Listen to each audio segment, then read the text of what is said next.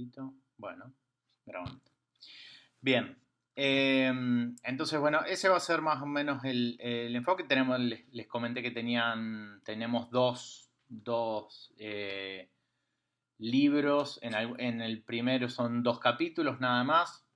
Les puedo subir o les puedo hacer un link a Google Drive del libro completo. No se lo subí completo porque era más pesado de lo que me permitía subir el sistema, pero sí están los 2 primeros capítulos que son como los más eh, importantes para la temática, pero en realidad es un libro que tiene más de 30 años, pero que, que es de uso corriente, justamente en general para el diseño gráfico, no necesariamente para el diseño corporativo o el diseño de identidad, que es que es Estudio de Diseño de González Ruiz.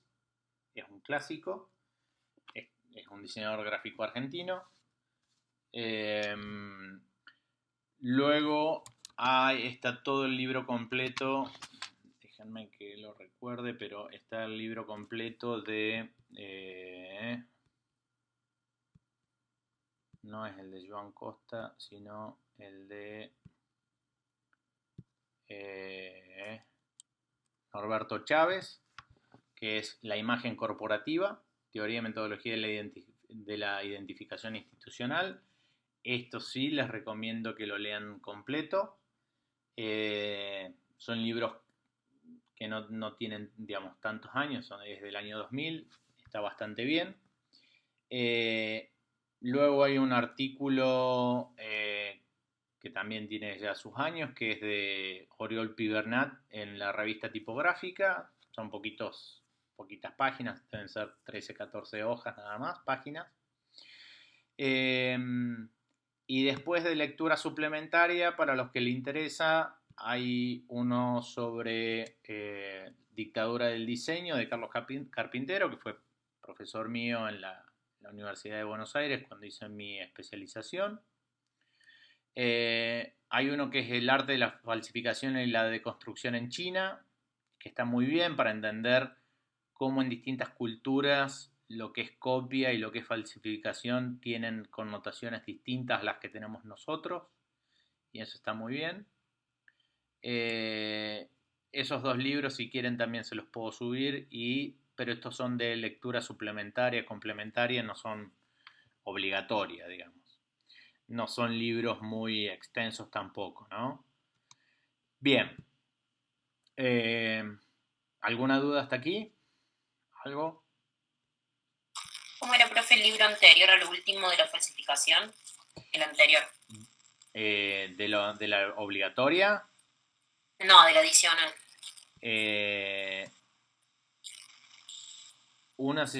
Este se llama El arte de la falsificación y la deconstrucción en chino, y el otro es Dictadura del diseño, de Carlos Carpintero. No son libros muy extensos. El de Carlos debe tener 100 páginas, si es que lo tiene.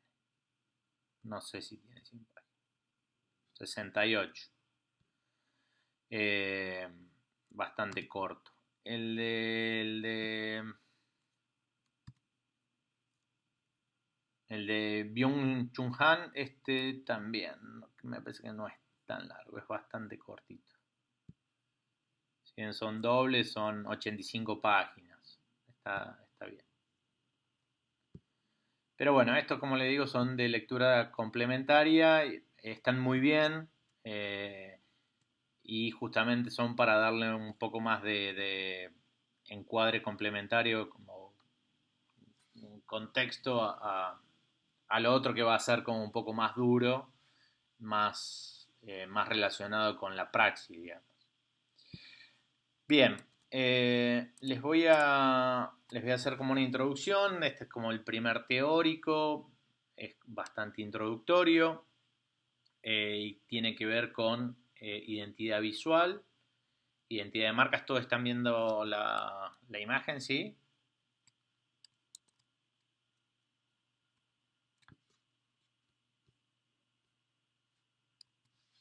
Sí, está bueno. No se ve nada, profe. ¿No se ve nada? No. Nada tipo negro. No, se lo ve a usted, pero no se ve ninguna imagen. A ver.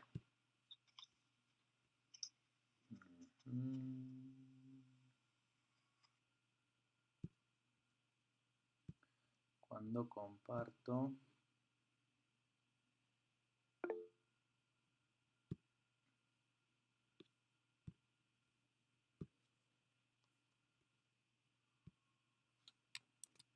Ahora.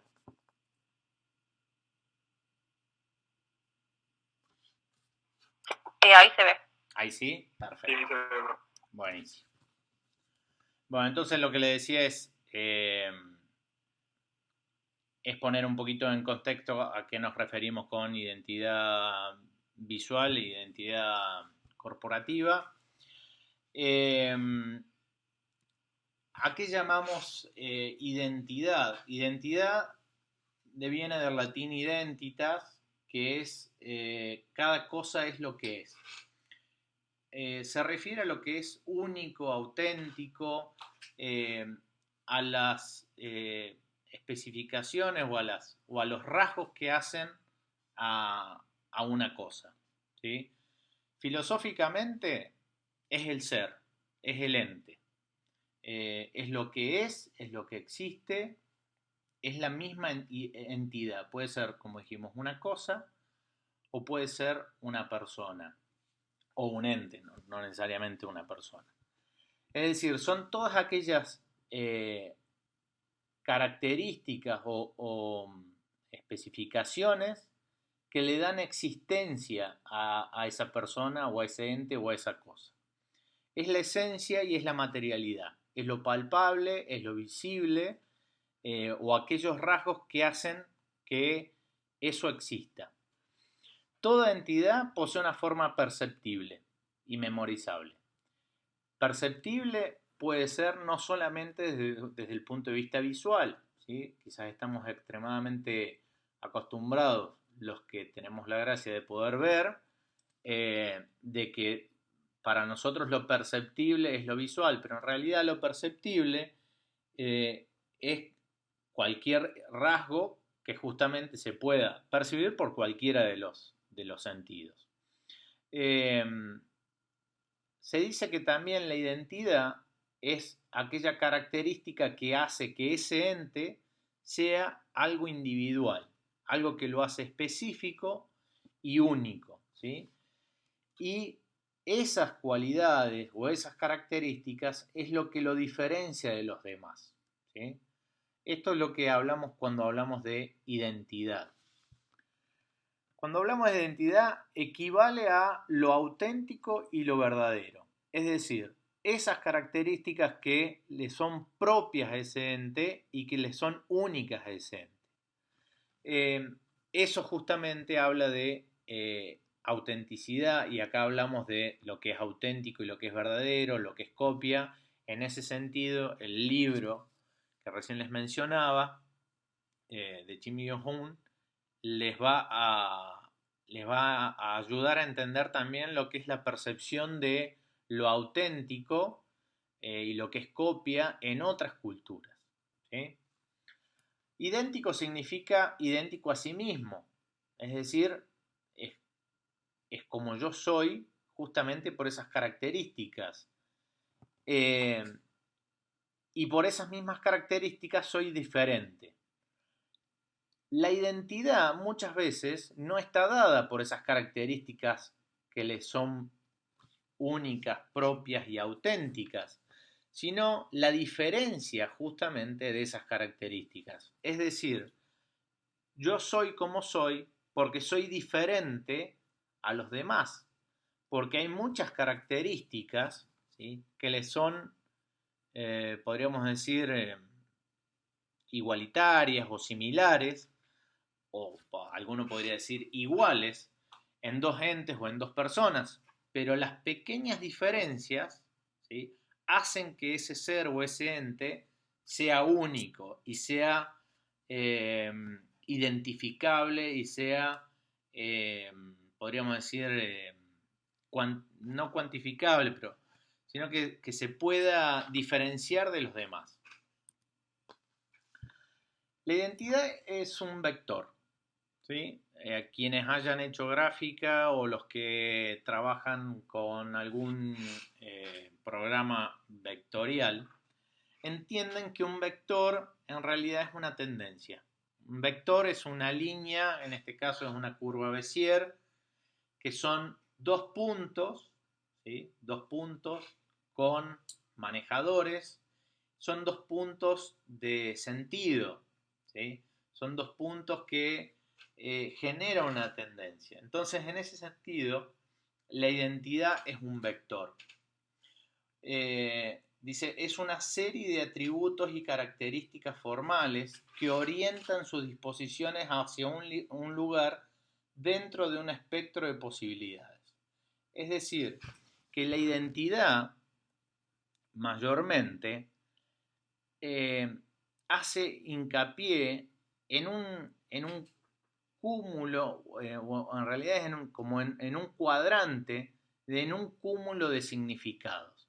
Es decir, que dentro de todas las formas de ser y de parecer que pueda tener un ente o una cosa, la identificación de esos rasgos me va a llevar a entender de que la identidad de esa cosa se sitúa en cierto lugar, ¿sí? Se sitúa desde el punto de vista semántico, desde el punto de vista sintáctico, desde la forma, desde lo que está mostrando, ¿sí? Y vamos a tener entes o personas o individuos o cosas que se van a situar justamente por estas características que muestra en un vector o en un cuadrante totalmente diferente al que podemos ver o al que veíamos en un caso reciente. Entonces, las características que tiene ese ente o esa cosa que lo diferencian de las demás hacen que en el lector, ¿sí?, sitúe a esa cosa, la diferencia de los demás y lo ponga como en un cuadrante de significado. Profe, una consulta. Sí. ¿Sería como que la entidad está referida a un público en específico o se destaca por entre las demás porque se refiere a un público en específico? No me quedó muy claro. En realidad, ahí ya lo vamos a ver un poquito más adelante, justamente más adelante, pero las características que son identitarias de esa cosa o ese ente, justamente son rasgos propios porque son diferentes al de otros entes o otras cosas, ¿sí? El público, ya lo vamos a ver, que esto tiene que ver más con la imagen que con la identidad. La imagen en realidad es la construcción que hace el lector de esa identidad. Es decir, el ente o la cosa emana esas características, esos rasgos identitarios, y el lector, que podría ser un individuo, ¿sí?, el lector o la persona que va y compra un producto específico, usa una marca o está asociado a un, no sé, o a un concepto, es el que realmente le da digamos, la sustancia de la imagen. Entonces, el ente o la cosa emana rasgos identitarios, pero queda en cada uno de los lectores la construcción, por supuesto que esto estamos hablando de una construcción eh, casi inconsciente, de la imagen de esa cosa que emana esas características. ¿Sí? Entonces tenemos dos planos. Uno de la cosa o el ente que emana sus características identitarias, ¿sí?, y por otro lado el lector que recibe esas características pero genera una construcción mental de una imagen de esas características. ¿Se entiende la diferencia? Más o menos. puede ser algo, digamos, más fácil de explicar, como que la diferencia entre, no sé, un tigre y un gato, por ejemplo. Digamos, los dos son felinos, pero entiendo que uno es un carnívoro enorme y el otro es una mascota. Sí, a ver, en el caso de ese tipo de entes, eh, es como un poco vago el ejemplo, en el sentido de que son seres que es como un fenómeno climático en ese sentido, ¿no? Generan características o generan impulsos hacia afuera, pero no generan sentido. En vez, las construcciones culturales o los elementos producidos por el hombre sí generan significado. ¿Sí? Por ejemplo, eh, a ver, eh, una lata de Coca-Cola. ¿Sí? Una lata de Coca-Cola es roja, tiene el logo en blanco, tiene un tipo de bebida carbonatada de color oscuro por dentro, que ya se sabe más o menos que tiene gas y que tiene cierto más o menos un tipo de sabor. Normalmente está escrita en el idioma en donde se comercializa, pero también en inglés. Se conoce o se puede llegar a conocer de que eso es una marca norteamericana. Entonces, ese es un producto de diseño humano. ¿Sí? Tiene ciertas características esa lata, ¿sí? Que emanan identidad. Ahora, el usuario de esa lata o la persona que ve esa lata por primera vez, ¿sí? Se va a generar una imagen de ese producto. No necesariamente el mensaje que quería dar el productor de Coca-Cola, ¿sí? Es la imagen final que se produce el lector. ¿Por qué? Porque cuantos cantidad de lectores haya, imágenes va a haber de esa identidad. ¿Sí? Entonces, la identidad en realidad es la que es producida por el emisor. Ahora, la imagen, ¿sí? En realidad es una construcción mental del lector, ¿sí? O del receptor del mensaje. Quizás acá estamos mirando como una parte muy primigenia en estas primeras placas, y esto que te estoy respondiendo son ya estadios como más cercanos a los productos de diseño. ¿Sí? Profe, Sí, pero tendría que ver con la percepción entonces. exactamente. Exactamente. Y Bien, tiene bien. que ver no solamente con la percepción, tiene que ver con el background de conocimiento y del contexto que tenga cada individuo. ¿Por qué? Porque más allá de que Coca-Cola diga mi identidad gráfica, visual es de esta manera, como hay personas, habrá imágenes de esa identidad. Y nunca es la misma imagen. ¿Sí? Llevándolo a un caso mucho más extremo, ¿no? Un político A para sus seguidores, ¿sí? Tiene todos esos rasgos identitarios que su discurso, cómo se viste, sus movimientos corporales, etcétera, etcétera, que hacen a la identidad de esa persona. La imagen que tienen sus partidarios va a ser una. Los detractores o los que odian a ese político o política va a ser totalmente diferente.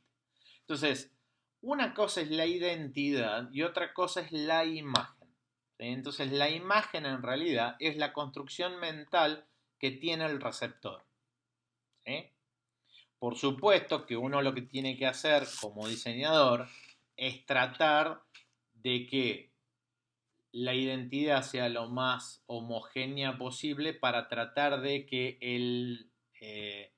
la imagen mayormente esté como enfocada en lo que uno quiere hacer, o en lo que quiere decir más que quiere hacer.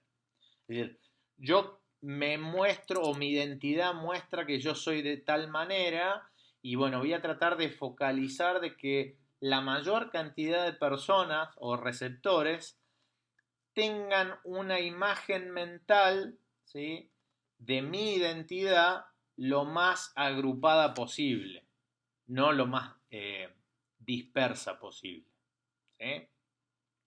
Por eso hay marcas donde tienen mucha aceptación y la imagen es bastante homogénea y hay marcas, tipos de marcas o logotipos o empresas donde la imagen es muy heterogénea, ¿sí? Donde tenés gente que piensa que la marca hace tal cosa o dice tal cosa, o es buena o es mala, y entonces la percepción de esa identidad es como bastante ambigua. Entonces lo que hace en Profe, realidad el diseñador es tratar de ser lo más homogéneo posible, lo más concreto posible en cómo quiere que me vean. Entonces, bueno, cómo quieren que me vean es como cómo quieren que sea. Entonces, ¿cómo quieren que sea? Bueno, con estos rasgos, con estos colores, con esta tipografía, con esta fotografía, me voy a mostrar amigable y en mis acciones también. Sí, profe, alguien pero por hace una ejemplo, pregunta.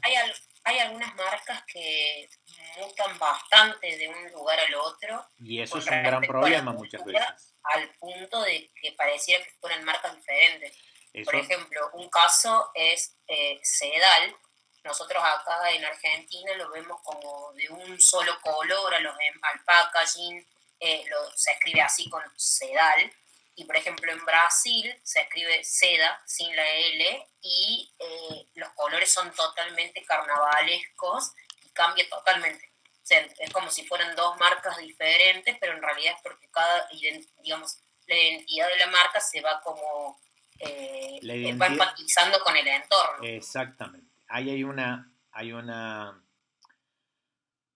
relación muy cercana en cómo quieren que me vea, o cómo quieren que me perciban. Entonces, dependiendo del contexto, cuando hablamos de contexto en este caso es mi público, ¿sí?, mi público objetivo, cuál quiero que sea mi comprador. Por lo tanto, bueno, voy a cambiar justamente de color, de tipografía y hasta de nombre, ¿sí? Sedal es, si no sé mal, creo que sigue siendo de Unilever, una multinacional norteamericana, que se puede dar el lujo de cambiar el nombre, ¿sí?, dependiendo el contexto, dependiendo el público, en algunos países ser más tradicional, en otros ser más, no sé, reaccionario, en otros ser más tímido. Entonces, bueno, justamente pensando específicamente en cómo quiero que me vean, voy a mostrar cómo va a ser mi identidad. Y cuando hablamos de identidad no es solamente de color, tipografía, sino también, bueno, cómo son mis mensajes, cómo son mis publicidades, cómo son mis textos, etcétera, etcétera. Es decir, todos aquellos elementos que tienen carga semántica, ¿sí? Es decir, toda producción de comunicacional, tanto visual como textual, ¿sí?, o sonora. Todo eso va a generar justamente lo que dice acá, ¿no? Signos de identidad. Todos aquellos elementos que pueden generar en el receptor algún tipo de eh, imagen. ¿Tá? Entonces, cuando hablamos de individuos, grupos, países, civilizaciones, etcétera, etcétera, hablamos de un conjunto de signos perceptibles que les son propios. Los argentinos somos así, amigueros, nos gusta el asado, nos gusta el dulce de leche, nos gusta visitar, somos futboleros, bueno, no sé, tenemos ciertos rasgos identitarios. Por eso cuando nos encanta que venga un extranjero y nos digan, ay, ustedes los argentinos son amigueros, les encantan los amigos. Sí, bueno, ¿por qué? Porque ese rasgo que supuestamente nosotros exacerbamos fue realmente observado y es agradable para ese receptor que es foráneo. ¿Sí? Entonces, todos estos elementos visuales, sonoros, etcétera, etcétera, generan signos de identidad. ¿Se entiende hasta aquí? Sí, mucho más claro, profe. Bien. Sí, Perfecto. sí. Entonces, las cosas, los fenómenos, los organismos emiten, ¿sí? Emiten constantemente signos de identidad. Pero lo que hay que entender es que las cosas y los fenómenos generan un tipo de percepción a la cual nosotros, desde el punto de vista del diseño, podemos orientar. ¿Sí? Podemos sustituir imágenes que ya teníamos de esa cosa o de ese fenómeno por algo bueno o por algo malo. Esa percepción en realidad se puede desarrollar con interrelaciones, ¿sí? De nuevos signos. ¿Sí? En el caso de los fenómenos naturales, solamente hay una emisión del fenómeno. ¿Sí? Hay una emisión, hay un trueno. Bueno, el trueno es seguramente es la manifestación de cuando el rayo rompe la barrera del sonido y genera un estampido sónico, ¿sí? Pero no hay, ¿sí? No hay ningún tipo de intencionalidad, no se puede modificar, ¿sí? Es así. En el caso de las cosas o de los fenómenos producidos por el hombre, justamente sí podemos trabajar y podemos cambiar. Por eso, muchas veces las empresas, ¿sí? O las compañías, o los institutos, las fundaciones, o cualquier tipo de producción de significado humano, a veces tratan de cambiar sus rasgos identitarios para cambiar la imagen mental que tienen los receptores sobre esa cosa, sobre ese producto. ¿Sí? ¿Eso sería un rebranding? Exactamente. Un rebranding. O un cambio de la marca, no solamente un rebranding. A veces las compañías cambian de nombre. ¿Por qué? Porque el nombre que tienen está asociado a características a veces negativas, qué sé yo, no sé, una empresa que quiere cambiar su imagen en la sociedad porque, no sé, es una minera que en vez de hacer las cosas bien, tiró cianuro en la ladera del, no sé, del Cerro Champaquí y ya no podés hacer más nada, es decir, ya es una marca que está totalmente estigmatizada. Seguramente lo que va a hacer el dueño, el CEO de la compañía es, che, cambiémosle el nombre porque no la arreglamos con nada. Entonces muchas veces... ¿Monsanto no hizo eso? ¿Cómo? ¿Monsanto no hizo eso? No, Monsanto es tan grande que se puede dar el lujo de no cambiar el nombre. Es más, Monsanto el año pasado compró Bayer, ¿sí? Por una carralada de plata bastante importante, algo así como 10.000 millones de dólares, creo, un poco más.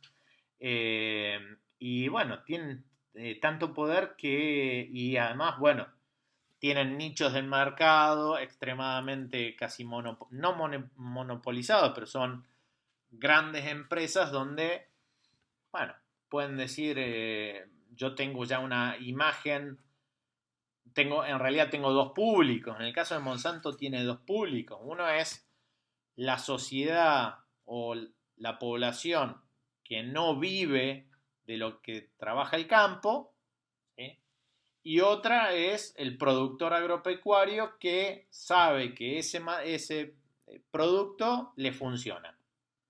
Si tiene o no tiene riesgo, si tiene o no tiene, no sé, algún tipo no sé, produce cáncer, supongo. Consecuencia, exactamente. Perdón, no me salió la palabra. su público objetivo no es Sergio, que vive en Nueva Córdoba. Su público objetivo es el productor que se va a gastar, no sé, $50.000 o $100.000 o $500.000 en productos en una campaña agropecuaria para producir, y ese va a ser su público. A ese es el que tiene que convencer. El resto de la sociedad puede cambiar, puede tratar de hacer acciones, normalmente para mejorar su imagen, ¿sí? Siempre como decir, tiene una imagen negativa o tiene una imagen positiva. Bueno, ¿qué hace? Bueno, trata de cambiar algunas características identitarias en su lenguaje de cercanía, en cómo es su fotografía, cómo genera algunos videos para que se vean más amenos. Pero él sabe que, o la compañía sabe, de que en realidad tiene que generar como dos imágenes, una para su público objetivo y otro para el resto de la sociedad que continuamente lo señala con el dedo. ¿Sí? Hasta aquí bien. Entonces, bueno, las señales naturales, ¿sí? Son intrínsecas a las cosas. ¿Sí? Son pasivas, no generan, no hay una intencionalidad. Cuando yo les decía de el trueno es una consecuencia del rayo, no hay una intencionalidad comunicativa. Es decir, el rayo no es una entidad inteligible que puede generar cierto contenido, es decir, ahora voy a hacer ahora voy a hacer un trueno para que todo el mundo vea qué poderoso que soy. No existe eso. En la naturaleza no hay intencionalidad comunicativa. Solamente es eso, es decir, un fenómeno irrepetible, natural, y no hay ningún tipo de comunicación. Ahora, esto no quiere decir que nosotros no podamos reconocer y no podamos tener una experiencia sobre esos fenómenos naturales. Justamente por el reconocimiento y la experiencia de esos fenómenos naturales, el hombre ha podido progresar. El hombre, en su estado primigenio, o podríamos decir cualquier persona que viva del campo, sabe que si las nubes que vienen de aquel lado, si vienen del sur y el viento es de tal manera y hay olor a lluvia y hace más de tanto de calor y puede caer una pedrada. O que si ve un rayo, posiblemente se tenga que tirar al piso porque si hay una tormenta eléctrica se puede electrocutar. Es decir, que el fenómeno no tenga intencionalidad comunicativa y sea natural, no quiere decir que nosotros no lo reconozcamos y no podamos generar experiencia a partir de eso. Profe, pero eso también sería cultural, porque en realidad para muchas culturas ciertas cosas de la naturaleza y de los astros y demás tienen un valor, digamos, de comunicación que para ellos es súper importante. Sí, es cierto, es cierto. O sea, desde el diseño podemos decir eso, pero para otras culturas en específico ellos priorizan eso. Sí, a ver, pero bueno, a ver. Puede ser que vaya más de la mano de que, o sea, referido a los públicos, se pueda aprender de la experiencia que tiene el público con tales, por ejemplo, Pepsi y Coca-Cola. Todos tuvieron esta imagen de Coca-Cola, yo, Pepsi, voy a aprender de lo que le pasó a Coca-Cola para hacer algo diferente, o sea, para generar esta experiencia de la que está hablando. Sí, generalmente lo que estamos hablando en este estadio es algo mucho más básico, no llevarlo tanto a la producción cínica. No, obvio, pero digo, de las producciones culturales, ¿no? Yo lo que estoy haciendo referencia aquí es que aunque el fenómeno sea natural y no haya intencionalidad, igualmente se puede aprender y se puede reconocer los rasgos identitarios de ese fenómeno. ¿Sí? Ahora, por supuesto que los fenómenos que no son naturales, sino que son producidos por el hombre, tienen, aunque no lo querramos hacer, tienen una fase comunicativa. Es decir, tengan o no intencionalidad, siempre hay comunicación. Aunque yo no quiera, ¿sí? Aunque yo no quiera comunicar algo, siempre voy a comunicar. ¿Sí? ¿Por qué? Porque como todo fenómeno cultural tiene semiosis, es decir, está cargado de significado. Y va a significar dependiendo del contexto del individuo, que es el receptor. ¿Sí? Quiera o no, todo acto humano está cargado de significado. ¿Sí? Algunos son comunicativos, ¿sí? En realidad todos son comunicativos, unos son intencionales y otros no. Pero yo no quería decir eso. Bueno, pero mirá, tu postura corporal, no sé, cómo hablabas muy fuerte, pero yo quería decir otra cosa. Sí, pero vos, aunque vos quisieras decir otra cosa, había una carga comunicativa en ciertos rasgos. ¿Entiende esto? Entonces, todo rasgo, ¿sí? Identitario está atravesado por las experiencias, por las percepciones y por las vivencias de cada uno de los individuos. ¿Sí? Entonces, todo esto constituye un código empírico de significados. Es decir, que cuanto los fenómenos o las señales se van presentando, el individuo, a partir de experiencia, de las percepciones, es decir, lo que percibe, de lo que recuerda, etcétera, etcétera, va generando un código de significados, ¿sí? Que para él, justamente, significan ciertas cosas. ¿Tá? Eso hace inteligible y utilizable el mundo, porque si cada vez que en cada una de nuestras experiencias diarias nosotros tenemos que internalizar qué quiso decir, qué hizo, qué significa tal y cual cosa, todos los días de nuestra vida, no podría ser inteligible el mundo. ¿Sí? Entonces, nosotros creamos, a partir de estas experiencias y estas vivencias y estas percepciones, un mundo que para nosotros tiene un significado y que además lo podemos utilizar, ¿sí? En nuestra vida cotidiana.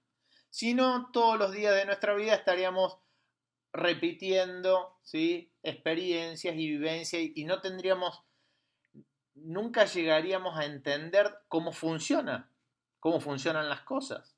Si cada día que yo tengo una experiencia delante mío de una lata de Coca-Cola, tengo que internalizar que esto es una lata de una gaseosa y de que yo puedo beber de ella y que esto es de una empresa y que eso me puede hacer bien o mal al cuerpo, etcétera, etcétera. Si todos los días de mi vida tengo que internalizar eso, el mundo no sería utilizable o inteligible, no podríamos vivir. ¿Sí? Esto tiene que ver con una economía mental. ¿Tá? Entonces, la identidad es la manifestación de determinadas señales por las cuales los seres y las cosas se hacen presente a la percepción y a la memoria. Si la identidad es una presencia pasiva, la identificación, es decir, el acto de percibir y reconocer, es una experiencia activa.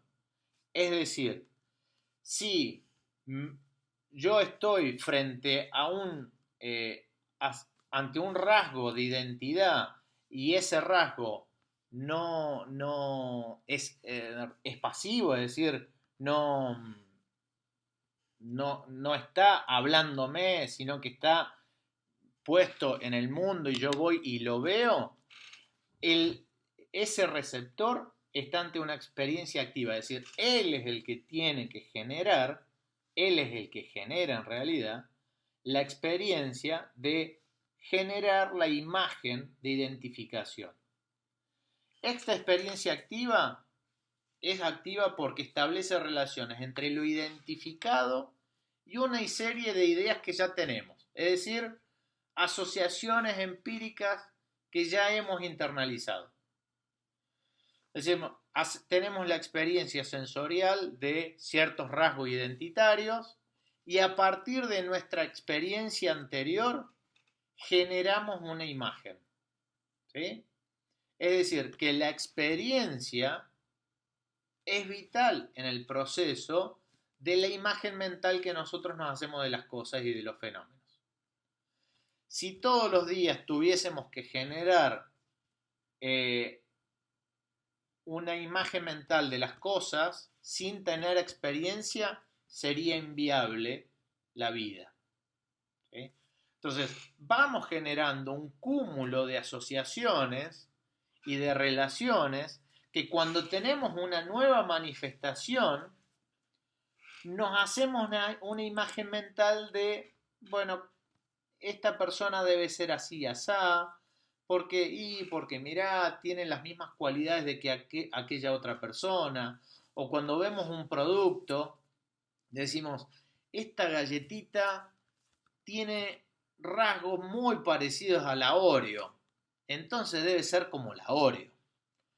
Porque y yo ya comí Oreo y la Oreo me gusta el sabor y me gusta el aroma y me gusta el packaging.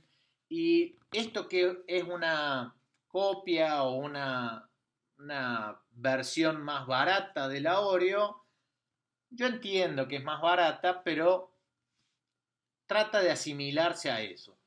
Entonces, la experiencia empírica, la experiencia, digamos, de esas asociaciones, hace que nosotros mentalmente generemos una imagen, ¿sí?, de esas características o de ese fenómeno, de esa cosa. Entonces, es totalmente importante la cuestión de la experiencia de eso, de todos los fenómenos comunicacionales. ¿Se entiende hasta aquí? ¿Se entiende esta parte? En resumidas cuentas es la experiencia de cada uno de los fenómenos que hemos tenido a lo largo de la vida. Es decir, cómo leemos los textos, cómo leemos las marcas, cómo fue nuestra experiencia consumiendo cierto producto, cómo fue nuestra experiencia en el momento de que consumimos el producto, dónde lo consumimos, a qué hora, cómo estaba el día, si estaba de buen humor o de mal humor, si lo consumí solo, si lo consumí con alguien al lado mío, si lo compartí, si no lo compartí, si me dio, si tenía buen sabor, no tenía buen sabor, etcétera, etcétera. Es decir, todas esas experiencias hacen que cuando yo me encuentre con un fenómeno similar o igual, yo pueda generar rápidamente una imagen mental de ese rasgo. ¿Sí? Entonces, a lo largo de la historia, el ser humano ha tratado de dejar rasgos identitarios tanto en la comunicación, principalmente en la comunicación y después en los productos. Una de las formas es hacer marcaje, es decir, marcarse a uno mismo o marcar otros elementos. ¿Sí? Esos son actos de identificación, es decir, generar esos rasgos que puedan ser inteligibles por otros individuos.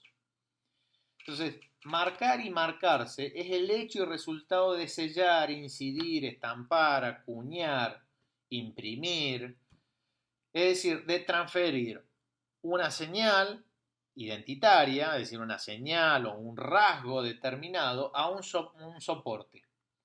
Puede ser por contacto, incisión, presión, etcétera, etcétera. Lo que vemos acá es un claro ejemplo. ¿Sí? ¿Cuántas personas están tatuadas? Bueno, ¿por qué están tatuadas? El tatuarse, ¿sí?, no solamente genera una imagen arriba del cuerpo, sino también genera una imagen de bueno, esa persona se animó a tatuarse y se tatuó una carpa koi japonesa, que quiere decir la ascensión a la sabiduría, etcétera, etcétera. Quiere decir que esa persona o se la tatuó porque le gustó o porque entiende el significado conceptual que es tatuarse una carpa koi. Entonces, no solamente está no solamente está el rasgo del señalamiento de la imagen, sino de las cosas que hay por detrás, ¿sí? Esos otros conceptos o esos otros rasgos, esos otros significados que están detrás de cuál es el dibujo que se tatuó. No solamente si se tatuó, cuál fue la intención de tatuarse, etcétera, etcétera. ¿Sí? Entonces, la imagen que podemos generar de la persona tatuada, ¿sí? Si bien son rasgos identitarios de ella, nosotros vamos a ver no solamente el tatuaje, vamos a ver todos los otros rasgos o elementos de comunicación muchos más eh, connotados, ¿sí? Es decir, la denotación sería el dibujo. La connotación es, ¿qué quiso decir con todo eso? ¿Por qué se tatuó ese dibujo y no otro? El significado de lo que se tatuó, etcétera, etcétera. ¿Sí? Profe, y a diferencia del arte, digamos, dentro del diseño, en realidad nosotros lo que debemos hacer es tratar de hacer, digamos, diseños ¿cómo se diría? Lo más objetivos posibles, justamente para que esa parte connotada no varíe tanto en su significado, porque por ahí en el arte uno se puede dar el lujo de decir, bueno, hago algo para múltiples interpretaciones, que en el diseño me parece que es como al revés. El diseño, a ver, la gran diferencia entre diseño y arte es que, a grandes rasgos, ¿no? Pero esto es como muy a grandes rasgos, es que el arte es subjetivo y el diseño es objetivo. Es decir, justamente esto que vos mencionás. En el arte, lo importante, ¿sí? Es lo subjetivo, es yo, como individuo pensante, justamente pienso, ¿sí? O reflejo en mi pintura, en mi escultura, en mi arte, mi forma de pensar individual o como grupo cuando hacen un colectivo de personas, de grupos de artistas. Pero lo importante no es lo objetivo. Y en el diseño es todo lo contrario. El diseño debe ser mayormente, en distintas escalas, objetivo. ¿Sí? Después podemos decir, bueno, ¿cuán objetivo es? Bueno, muchas veces depende también de la pieza gráfica, depende del comitente, etcétera, etcétera. Yo puedo ser más o menos objetivo cuando estoy diseñando el logotipo de una empresa. Ahora, cuando yo estoy diseñando el manual de usuario de un Boeing 747, no existe margen para la subjetividad. Mire, si usted se está cayendo, depende cómo usted se caiga, puede apretar la perilla 1 o 2, depende cómo se levantó en el día. Eso, no existe esa subjetividad. ¿Sí? El manual le va a decir si el alerón, los flaps del ala izquierda están trabados, apriete tal perilla para apagar y reiniciarlo, etcétera, etcétera. Es decir, no hay margen para la subjetividad. Cuando hablamos de un prospecto médico para diseñar cómo utilizar un nuevo instrumental o una nueva tipo de droga, cómo se tiene que suministrar, no hay lugar para la subjetividad. Entonces, esa es como la gran diferencia entre el arte y el diseño. Por supuesto de que las carreras de diseño, ¿sí? A lo largo de la historia, mayormente en el siglo XX, vienen de dos ramas. ¿Sí? Hay una rama que vienen de las escuelas de arte, ¿sí? Por eso que dice Por ejemplo, normalmente las escuelas norteamericanas vienen de una rama más artística. Es decir, los grafistas o los ilustradores devinieron, ¿sí? De una beta más artística, devinieron a gráficos, a diseñadores gráficos. Y la otra beta, un poco más europea, ¿sí? de la escuela más francesa, alemana, holandesa, también británica, devienen de la arquitectura, ¿sí? Mucho más esquemática, mucho más estructurada, con mucha más relación con el diseño editorial. Entonces, también para qué pieza gráfica, y depende también para qué elemento de significación estemos generando, podemos acercarnos más a cuestiones subjetivas, podríamos decir, más artísticas, desde el plano de vista pictórico, y en algunas otras piezas gráficas, seguramente, la relación es puramente objetiva. No hay margen para el error. Cuando nosotros diseñamos la señalética en un hospital o en un aeropuerto, tenemos que ser lo más objetivos y directos posible. Ahí no hay, mira, te voy a poner, en el primer piso te voy a poner todo color amarillo, en el segundo todo rojo, en el tercero todo azul. No, a ver, si hacemos eso, tiene que haber una lógica de lo que se llama wayfinding, es decir, direccionamiento informativo para que el usuario cuando llegue al hospital diga, yo siempre me voy a atender a las salas amarillas. Las salas amarillas va a la señalética y dice, amarillo primer piso. Entonces, rápidamente, hay una cuestión objetiva del uso gráfico. No hay nada subjetivo en eso. Entonces, esa es la gran diferencia con la beta, podríamos decir, de las bellas artes, ¿sí? Esto no quiere decir de que el diseño no se haga de herramientas de las bellas artes.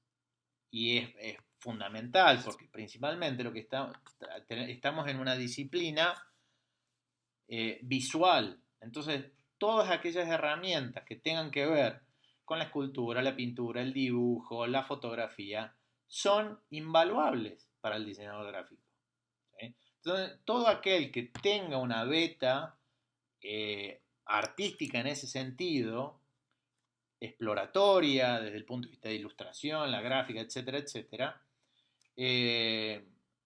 siendo diseñador gráfico la tiene que apuntalar cada vez más, ¿sí? Porque es una herramienta fundamental.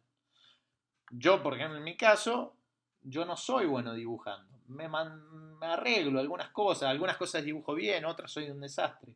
Y me encantaría tener mejores herramientas de diseñador. ¿Esto me hace que yo no pueda ser diseñador? No, porque yo tengo otros tipos de conocimientos con los cuales sí puedo trabajar de diseñador gráfico, ¿tá?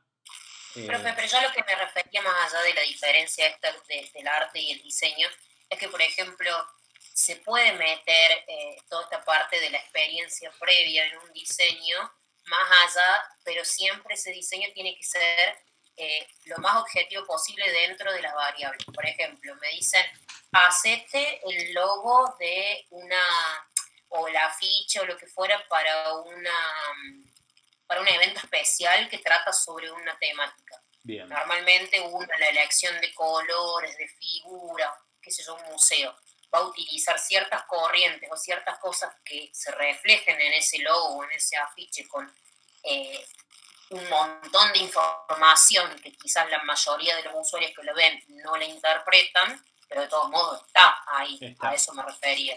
Sí, uno le puede poner todo, pero de todos modos el mensaje final tiene que ser entendible por todos.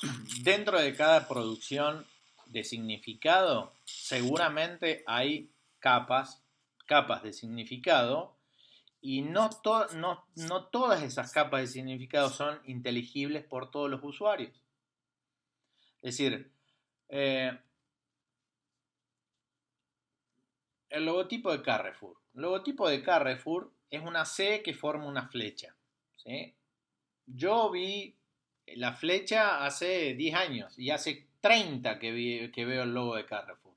Es decir, hay una capa de significado que yo no veía. Eso no quiere decir que yo no pueda ser usuario del logo de Carrefour, como cuantas otras marcas que yo.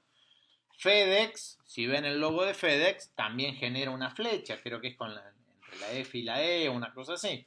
Es decir, y yo pude ser usuario de FedEx, de utilizar sus servicios o no, conocer la marca, sé que es una marca, un servicio postal, etcétera, etcétera. Ahora, por supuesto que hay una capa de significado que hay gente que la va a ver y otra que no.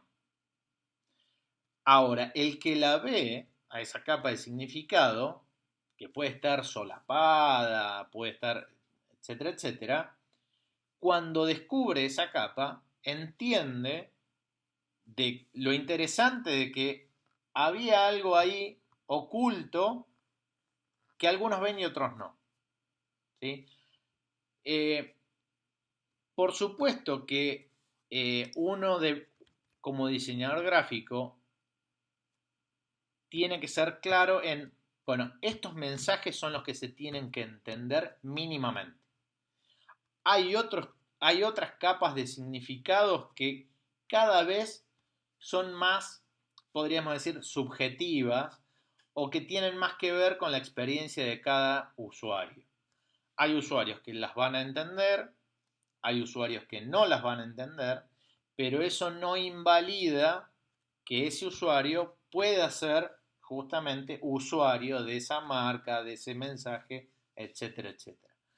Por supuesto que cuanto más capas de significado hay, seguramente habrá capas que las entenderá únicamente el diseñador.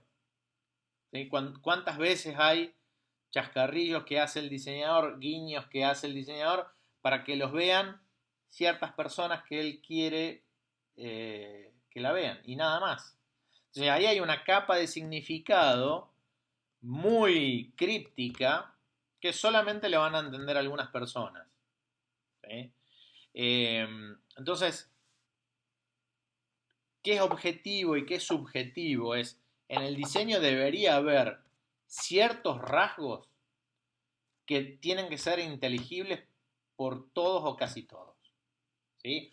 Entonces, si estos son los rasgos que yo quiero comunicar, bueno, esos rasgos tienen que observarse. Yo quiero ser una empresa, soy una empresa joven, una startup de tecnología y apunto a jóvenes. Bueno, a ver, entonces, bueno, tendrás que utilizar ciertos rasgos identitarios para que los jóvenes te reconozcan. No sé, colores saturados tirando o muy luminosos, tirando al fluo, etcétera, etcétera. Bueno, son colores que usualmente reconocen eh, ese grupo etario. Entonces, esos rasgos tendrán que estar. Si yo quiero decir, bueno, quiero verme joven, pero pongo todos colores pasteles, opaco, etcétera, etcétera, no estoy, es decir, lo que yo quiero hacer o mi intención con lo que estoy haciendo no se coincide, no hay un correlato. ¿Eh? Etcétera, etcétera. Bien, no sé si eso responde a tu pregunta.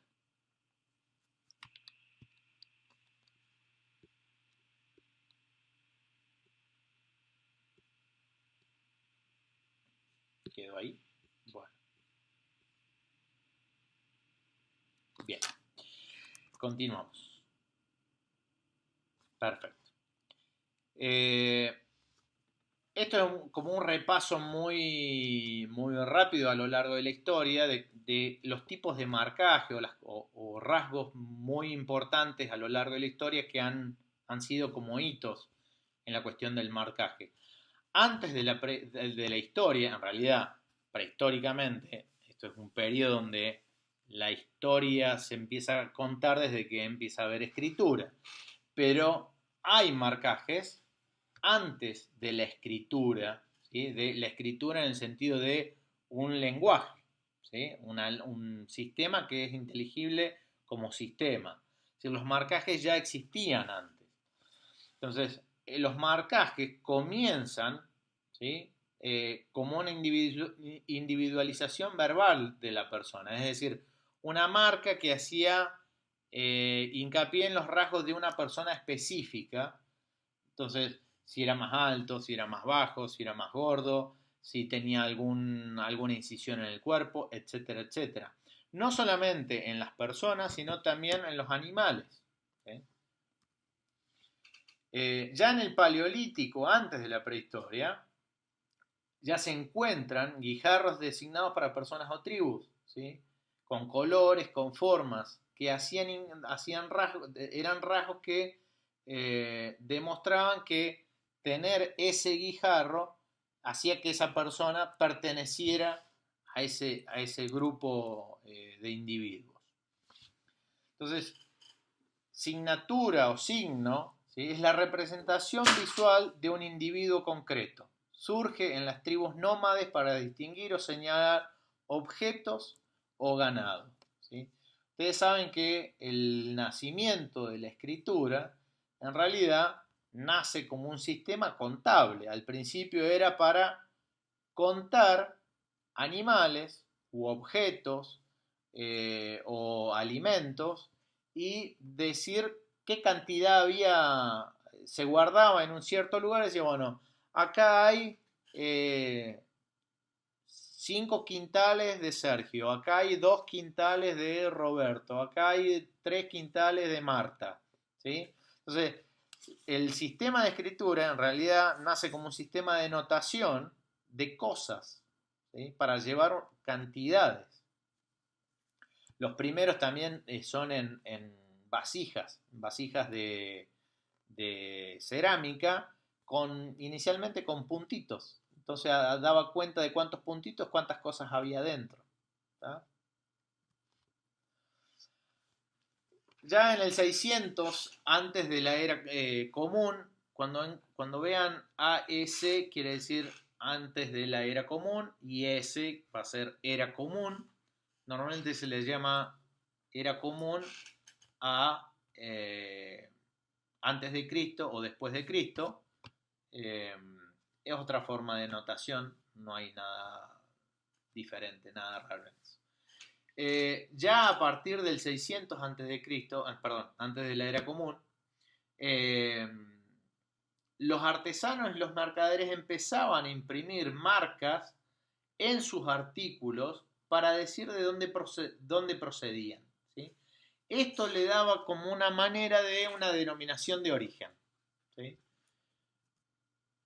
Esto se va a ir produciendo cada vez más productos realizados por el humano, más tipos de marcajes, ¿sí?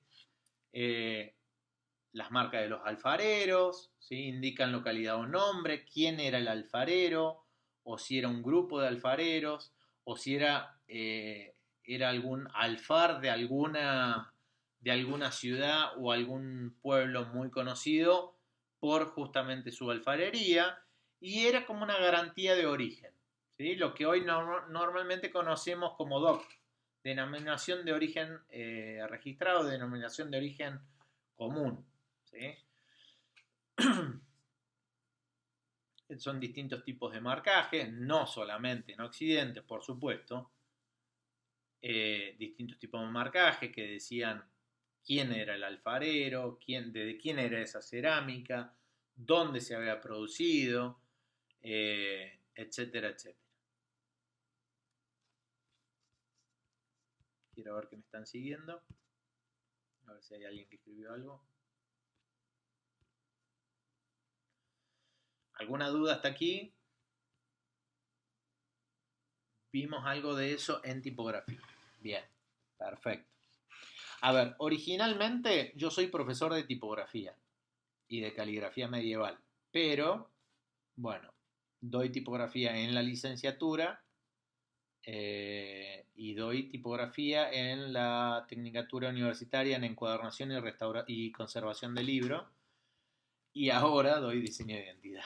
Pero mi especialidad es tipografía. Yo soy diseñador tipográfico. Mi especialidad de la UBA es esa. Bien, vamos bien. Perfecto. Bien, entonces, estos son distintos tipos de marcajes de productores y de productos que hacían alarde o marcaban el rasgo de quién lo había hecho o de cuál era la procedencia y muchas veces el año, ¿sí? Algo que para nosotros hoy ya no existe, pero normalmente, antes en muchísimos productos se le ponía el año, o por lo menos se sabía el año por cómo iba cambiando el productor sus podríamos decir, logotipos, ¿sí? Que en realidad eran sus marcas de origen. En distintos tipos de rubros, no solamente en los productos manufactureros, es decir, de productos manufacturados. En el diseño editorial esto también se vio muchísimo, es decir, las imprentas y los editores, podríamos decir, su rasgo identitario eran muchas veces los ex libris, ¿sí? Que era un tipo de grabado que era propio del editor o de la imprenta. Es decir, en distintos rubros, en distintos segmentos de la producción o de servicios, muchas veces, principalmente desde el alto, la edad media alta, es decir, desde el 1400 en adelante hasta 1750 aproximadamente, esto va a empezar a ser cada vez más notorio y ya con la revolución industrial, a partir de 1750, esto va a ser completamente asimilado por todos y casi todos van a tratar de dejar algún tipo de marcaje. ¿Tá? Ahí vemos de distintos países, distintos tipos de marcas y de como sellos, ¿sí? Identitarios de cada marca o productor. A partir de la Edad Media, ustedes saben que la Edad Media en realidad empieza un poquito antes, unos años antes, en el 486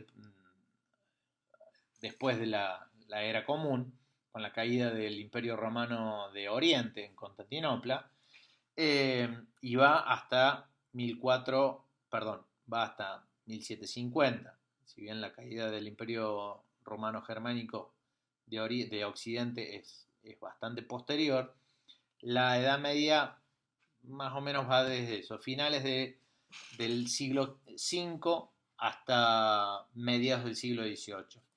Entonces, pero en todo este periodo, desde el 500 al 1500, comienzan a aparecer lo que son los sellos de artesano. Es decir, por supuesto que estamos antes de la era industrial, todos los productos se realizan de a uno, no hay un sentido contemporáneo del diseño, sino son productos artesanales, hechos no de forma seriada, pero esto no quiere decir de que el productor no quiera dejar un tipo de marcaje y que no quiera dejar un tipo de signo de calidad o de originalidad, etcétera, etcétera. Entonces, los sellos nacen como signo de garantía por defecto, robo o plagio, ¿sí? La propiedad intelectual aparece a finales del siglo XIX, ¿sí? A principios del siglo XX. Quiere decir que antes alguien, si tenía una idea, era muy fácil robarla y nadie te podía hacer nada legalmente, ¿sí?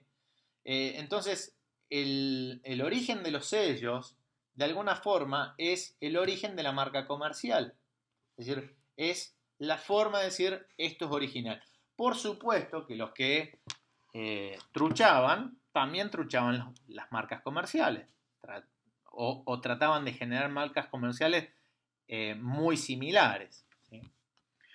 Entonces, en todo este periodo comienzan los trabajos remunerados, ¿sí? Con dinero, porque hasta antes de este periodo los servicios normalmente se pagaban con algún tipo de producto, no con dinero. Eh, Creo que todo el mundo más o menos conoce que la palabra salario, ¿sí? Viene de la sal, ¿sí? Viene de la palabra sal. En la antigua Roma, cuando a alguien se le tenía que pagar, o se le pagaba con monedas de oro o monedas de plata, pero eso era muy caro, y si no, normalmente al obrero común se le pagaba con sal, porque la sal era un producto muy caro y difícil de conseguir. Entonces se le pagaba con sal, ¿sí? Por eso viene la palabra salario. Entonces, a partir de más o menos de este periodo del 500, se empiezan a producir en los canteros, en las producciones de distintos tipos de piedras y demás, y se le empieza a remunerar con dinero. Es decir, los canteros empiezan a dejar una marca en estas piedras para poder contabilizarlas, es decir, todas estas las produje yo, todas estas las produje yo. Entonces, cada cantero empieza a tener un signo identitario para saber de cuántas había producido esa persona para poder ser remunerada después cuando se las daba o las vendía, ¿sí? Evolucionan desde algún motivo figurativo hasta formas bastante abstractas, ¿no? Aquí hay un caso muy paradigmático que a mí siempre me gusta comentar, que es a finales del siglo VIII, ¿sí? En el 768, entre el 768 y el 800, Carlomagno restaura el imperio germánico románico de Occidente. Europa, después de 450 años, había estado bastante dispergado, dividido, políticamente y culturalmente. Él rearma un imperio romano en el centro de Europa y produce ciertos cambios culturales muy significativos, ¿sí? Es decir, en su lecho de muerte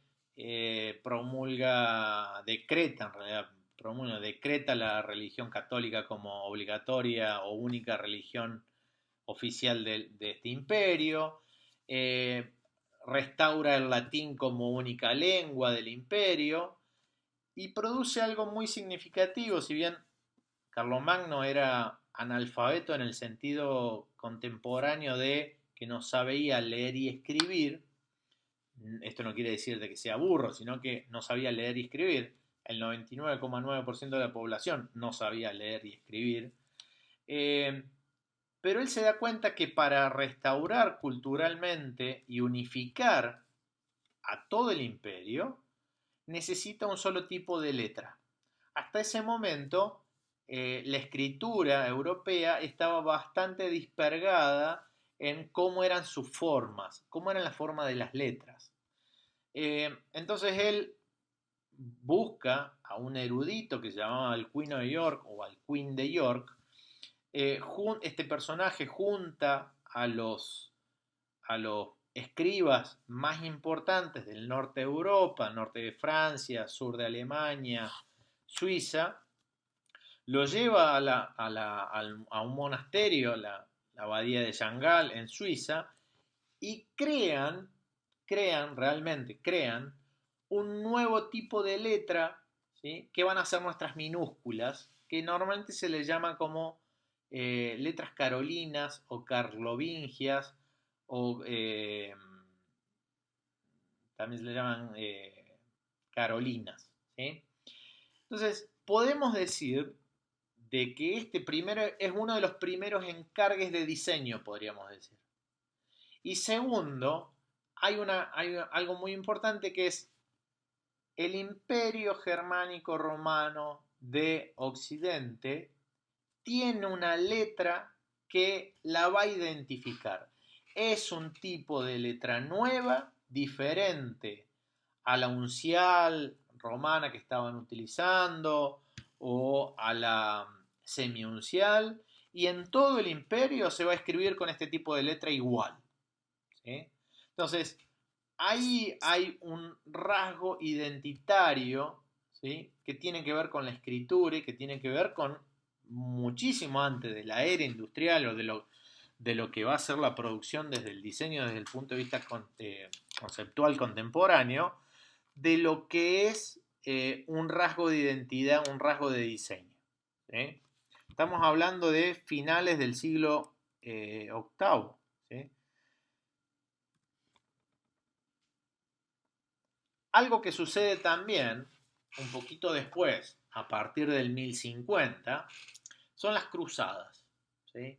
Las cruzadas es otro hito desde el punto de vista identitario que tiene que ver con los grupos de cruzados europeos que iban a Tierra Santa y cómo se representaban visualmente para diferenciarse entre los distintos tipos de cruzados. Ustedes saben que dentro de las mismas cruzadas, si alguna vez vieron la película Cruzada de Ridley Scott con Orlando Bloom, este muchacho tan bonito, ven claramente que hay distintos tipos de cruzados, ¿sí? Dependiendo de la nacionalidad y muchas veces dependiendo de a qué tipo de línea dentro de la Iglesia Católica representan. ¿Sí? Si son franciscanos, si son más de derecha, más de izquierda, como lo quieran decir. Es decir, dentro de la Iglesia Católica había distintas ramas, más fuertes o más débiles, y que también tenían que ver con los países. Entonces, la forma de representarse y de diferenciarse, justamente, tenía que ver con la representación de sus ropas, de sus espadas, de sus... no me sale la palabra, pero bueno, este elemento que... parapeto, pero no es un parapeto, sino es... Bueno, no me sale. Sus estandartes, etcétera, etcétera. Entonces, aquí nace, podríamos decir, como el nacimiento de los protologotipos, ya vamos a ver. Aquí hay muchos elementos identitarios, no solamente en el marcaje, sino también en el color, en la trama, en los tipos de motivos que para ilustrar, etcétera, etcétera. Perdón, en los escudos, ahí me salió. Entonces, a partir de 1950 aproximadamente, hasta casi finales del 1200, hay 3 cruzadas, ¿sí? En distintos periodos, nace lo que comúnmente hoy vamos a conocer como heráldica, ¿sí? Que es signos identitarios de estos grupos de cruzados, grupos católicos, que tienen que ver con la vestimenta, ¿sí? Y que tienen que ver con elementos de guerra que usan colores y representaciones que hacen a su casa o a su país. ¿Sí? Aquí vemos distintos tipos de heráldica, estos son un poco más contemporáneos, ya son más del 1300, 1400. ¿Sí? Entonces, depende el tipo de tramado, depende los colores, depende la incisión, depende el tipo de animal que tiene, ¿sí? Y depende cómo se combinan estos, como es la retícula, generan un protologotipo, podríamos decir. La heráldica moderna, podríamos decir que son las banderas. ¿Sí? Las banderas de alguna forma es la representación heráldica de un país. Al comienzo de la imprenta, en realidad la imprenta nace en 1440, pero los tipos móviles son bastante anteriores, no es un invento de Gutenberg. los tipos móviles nacen en China en 1040 por un personaje llamado Bi Zheng. Y luego hay coreanos en 1250. Sí, Gutenberg lo que produce es una prensa específica y tipos móviles de plomo. Y en este momento, con el nacimiento de la imprenta, también empieza a haber una gran producción de papel, ¿sí? Justamente para suplir a este nuevo sistema de impresión. Entonces, los molinos papeleros también dejaban sus marcas de agua como seña, ¿sí? O como signo como sello dentro del papel, ¿no? Entonces, hay distintos tipos de sellos, distintos tipos de marcas de agua, y esto es algo que se ve a trasluz, no se ve normalmente, por lo general se ve muy poquito cuando uno ve el papel común. Bueno, el papel común y corriente no lo tiene, por supuesto, lo tienen aquellos papeles que son de mejor calidad o que tienen alguna carga de algodón en su pasta, ¿no? De los papeles caros, por lo general los papeles caros tienen alguna marca de agua. Normalmente se puede ver con Canson o Fabriano, ¿sí? Que son molinos papeleros. Fabriano, creo que es el molino papelero más antiguo de Europa, es de 1400, creo que es 1300 y pico, es bastante antiguo, ¿sí? Entonces, a partir de la producción editorial también vamos a ver signos de marcaje en los productos. En el papel ya es un producto, se encargaba un molino papelero específicamente. Y eso mismo lo podemos ver hoy, ¿sí? Son logotipos del siglo XX, mayormente casi todos, salvo lo de la derecha abajo.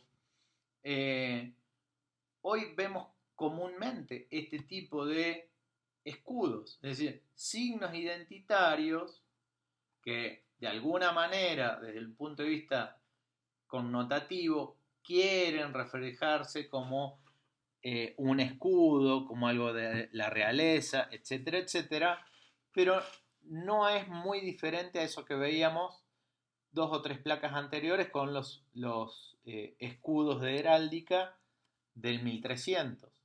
Es decir, elementos de identidad, elementos que generan rasgos de identidad, ¿no? Las formas, los colores, etcétera, etcétera.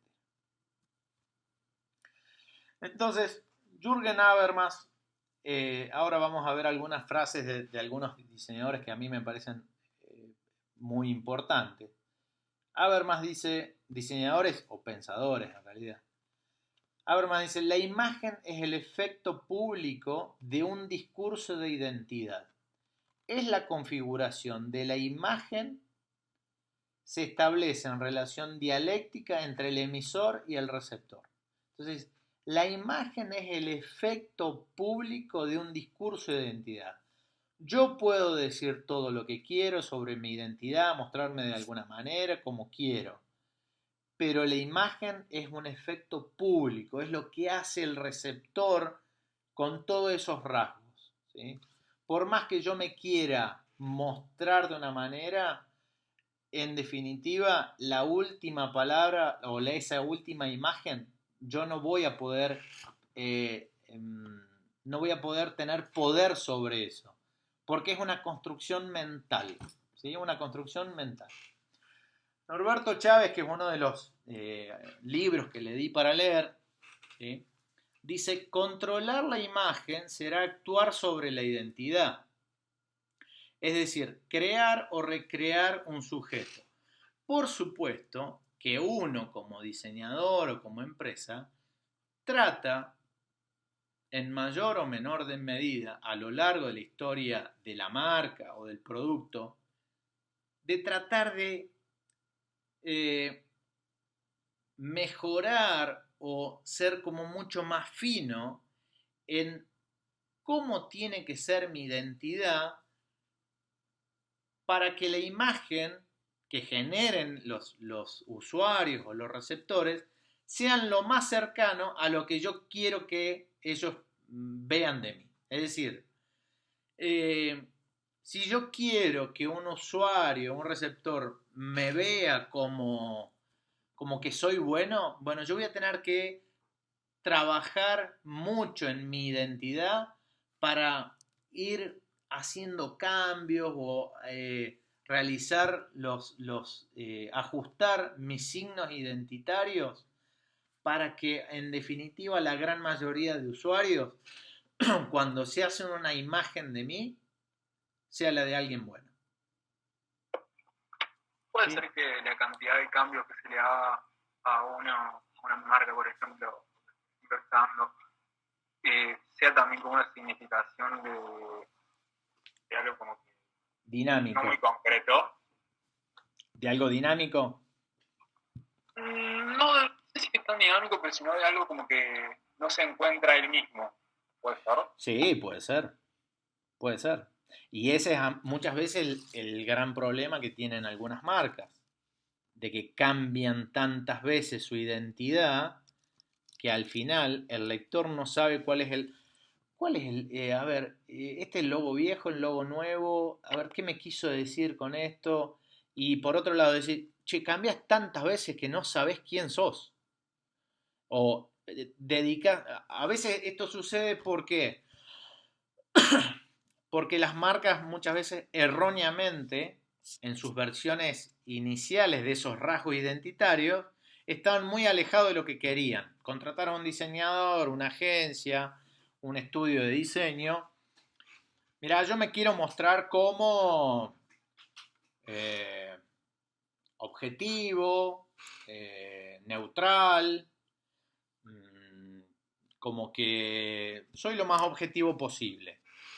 Y viene el diseñador y te utiliza una gama cromática, una tipografía, una puesta en página que es totalmente opuesto a eso. Entonces ahora la distancia entre cómo vos te representás y cómo vos querés que te vean está extremadamente alejada. Entonces, ¿qué empiezan a hacer las empresas? Prueba y error muchas veces. Buscan otra agencia, cambian de agencia, cambian de diseñador. Vos no supiste expresar mi concepto o la idea que yo de cómo quiero que me vean. Entonces muchas veces empresas cambian en poco tiempo su identidad. Eso genera justamente esto que vos mencionás. Esta empresa no sabe lo que quiere o no sabe cómo representarse. O es como, no sé, hoy es azul, mañana es verde, pasado es violeta. Entonces, que es un gran problema eso en muchas marcas, donde la distancia entre cómo querían verse y la representación es tan dispar que después tienen que hacer muchos malabares para tratar de acercarse a esa imagen que quieren generar. No sé si eso te responde. Sí. O sea, lo óptimo sería hacerlo una vez y bien y listo. No necesariamente. Las marcas también tienen que progresar, las marcas también tienen que ayornarse a la época, pero todo en su justa medida. No podemos cambiar el logotipo de una empresa todos los años. Pero si vos me decís cada cuánto cada cuánto lo necesite. A veces quizás 20 años, a veces hay marcas que tienen su logotipo que lo han ido refinando muy poco. Yo les voy a pasar si quieren también un link para que vean ejemplos de cómo han ido mutando los logotipos de las automotrices, ¿sí?, en los últimos 100 años. Hay marcas... ¿Cómo? Eso quería consultar, como por ejemplo, Apple no ha tenido muchos cambios, por ejemplo, de su logo, o otro ejemplo que sí ha tenido muchos cambios son de esta Paula Scher, que en un trabajo que hizo para, no me acuerdo qué teatro, toda la tipografía la cambió muchas veces, pero la tipografía vos la veías todos los días, digamos, pasando por la calle y era la misma.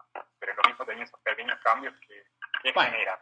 El logo de personal. El logo de personal en realidad son creo que son 20 logos, que son letras manuscritas por ese personal, pero últimamente están usando siempre el mismo. Eso es lo que se llama un logo serial o múltiple, o bueno, hay distintas formas de llamarlo, ¿no? No es único. Chicos, ¿de qué sirve? Yo tengo mis dudas de que sirva mucho, la verdad.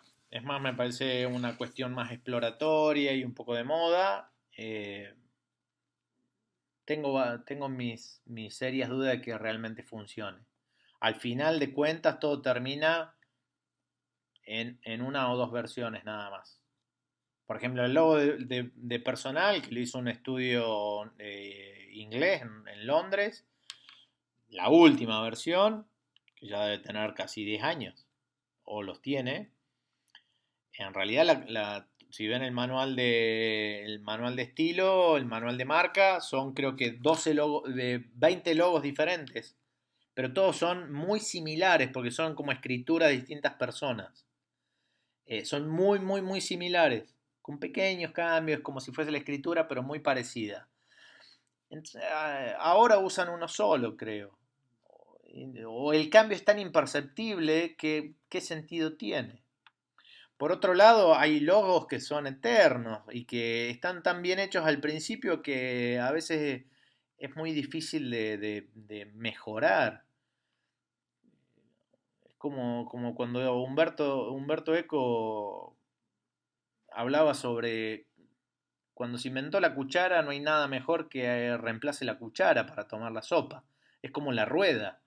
Llegó un punto de culmin en la curva de innovación que no hay nada que lo supere. Entonces, a veces con los logotipos sucede algo similar. Eh, si ustedes ven el logotipo de Mercedes-Benz, el isotipo en realidad, que son esas tres puntas, digamos, dentro de un círculo, gráficamente, ¿qué se puede mejorar de eso? No hay mucho margen. O los cuatro círculos de Audi. Bueno, si tiene o no tiene relieve, si tiene o no tiene textura, tiene sombra. Pero la forma, digamos, hay algunas formas que ya se ha llegado a que conceptualmente se entiende muy bien lo que quiere decir y no hay un mejoramiento sustancial. Ahora, seguramente hay un montón de marcas, y la inmensa mayoría, que siempre va a ser susceptible de cambios o de mejoramientos o de restyling, etcétera, etcétera. ¿Por qué? Porque seguramente va a venir un diseñador o un diseñador que le va a decir, mira, yo creo que se puede mejorar para que la idea de tu identidad que vos querés generar, en realidad, tu identidad no está del todo bien reflejada con este logotipo. Entonces, si vos querés que tu imagen mejore y sea mejor y sea más fiel a lo que vos cómo querés representarte, hay que cambiar el logotipo o hay que cambiar ciertos rasgos de identidad que no necesariamente son el logotipo. El logotipo es un elemento de identidad sumamente importante, pero no es el único, es uno. ¿Eh? Sumamente importante. Hay distintos tipos de elementos de identidad con distintos niveles de importancia. Desde el color, la trama, la fotografía, el tratamiento fotográfico, la ilustración, el texto, ¿sí? No solamente el texto, la cantidad de texto, cómo escribo, cómo si tuteo, voceo, etcétera, etcétera. Es decir, cómo es mi discurso textual. Entonces, bueno, siempre hay un margen pequeño o grande para acercar esa identidad a lo que yo quiero como imagen. O pienso cómo debería ser mi imagen en la mente del usuario. Entonces, la imagen, esto que hablábamos, la imagen es la idea del emisor que el receptor construye en su mente. Es decir, yo quiero o pienso que me gustaría que aquella persona tenga una imagen mental de mí con estas características. Y uno trabaja visualmente para eso. La identidad es la configuración visual de esa imagen. Es decir, la identidad, los elementos gráficos identitarios es cómo visualmente el receptor o el individuo ha configurado mentalmente su imagen de mi empresa o de mi producto, etcétera, etcétera. Entonces, para cambiar esa imagen, muchas veces se cambia la identidad, se cambian los elementos gráficos, se cambia la tipografía, el color, se cambia el discurso, ¿sí? Etcétera, etcétera. Karl Gessler, creo que es la última o una de las dos últimas placas, en el libro de González Ruiz, está citado en el libro de González Ruiz, dice: la identidad visual es el conjunto de mensajes permanentes y estables que una organización emite de una forma voluntaria o involuntaria en su entorno de influencia y se forma en la mente de cada persona de un determinado público como resultado de una abstracción psicológica de los mensajes emitidos a lo largo del tiempo. Creo que esta es la frase más sustanciosa y clarificadora de qué es identidad y qué es imagen, que una es producida por un emisor, por un productor, ¿sí? Y que la imagen en realidad es justamente una imagen mental, es una preconfiguración de conceptos mentales que tiene el emisor sobre ese producto o sobre esa cosa que genera estos fenómenos de comunicación.